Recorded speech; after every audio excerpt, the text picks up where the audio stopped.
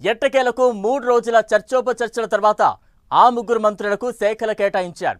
అయితే అంతటితో అయిపోలేదు. పిక్చర్ అభి బాకీ హై అంటున్నారు హస్తం పార్టీ లీడర్లు. మంత్రుల శాఖల ప్రక్షాళన ఉండి తీరుతుందని గుసగుసలు పెట్టుకుంటున్నారు. విమర్శలకు చెక్ పెట్టేందుకే మొదట ఆ ముగ్గురికి శాఖలు కేటాయించారా? సీఎం దగ్గరున్న శాఖలపై పేచీ తెగలేదా? సీనియర్ మినిస్టర్లు కోరుకుంటున్న పోర్ట్ఫోలియోలు ఏంటి?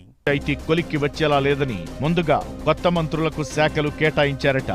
రాహుల్ గాంధీ ఫారిన్ టూర్కు వెళ్లారని, ఆయన తిరిగి వచ్చాక పాత మంత్రుల శాఖల మార్పుపై డిస్కస్ చేసి ఫైనల్ చేస్తారట. ఈ నెల 19న రాహుల్ తిరిగి ఢిల్లీకి చేరుకుంటారని, పాత మంత్రుల శాఖల మార్పుపై నెలాఖరులో క్లారిటీ వస్తుందని అంటున్నారు హస్తం పార్టీ లీడర్లు. ముఖ్యంగా ఆర్థిక శాఖ, రెవెన్యూ శాఖ, పౌర సరఫరాల శాఖల మార్పుపై చర్చలు జరిగినట్టు తెలుస్తోంది. ప్రస్తుతం ఆర్థిక శాఖను deputy CM Bhatti Vikramarka, civil supply శాఖలను ఉత్తమ్ కుమార్ రెడ్డి పర్యవేక్షిస్తున్నారు.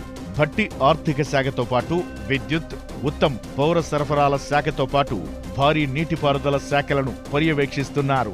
ఈ శాఖల మార్పులతో పాటుగా సీఎం రేవంత్ రెడ్డి దగ్గర ఉన్న హోం, మున్సిపల్, విద్యా శాఖలను ఎవరికి కేటాయించాలన్న దానిపై రాహుల్తో డిస్కస్ చేశాకే ఓ నిర్ణయానికొచ్చే అవకాశముందట.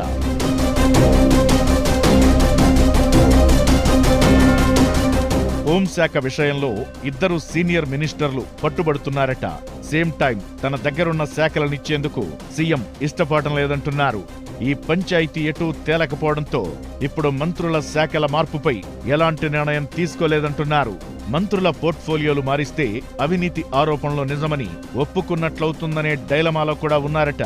రాహుల్ విదేశీ పర్యటన ముగించుకుని వచ్చాకే ఈ విషయాలపై క్లారిటీ వస్తుందని అంటున్నారు. పాత మంత్రుల శాఖల మార్పు పంచాయతీ ఎప్పుడు తెగుతుందో చూడాలి మరి.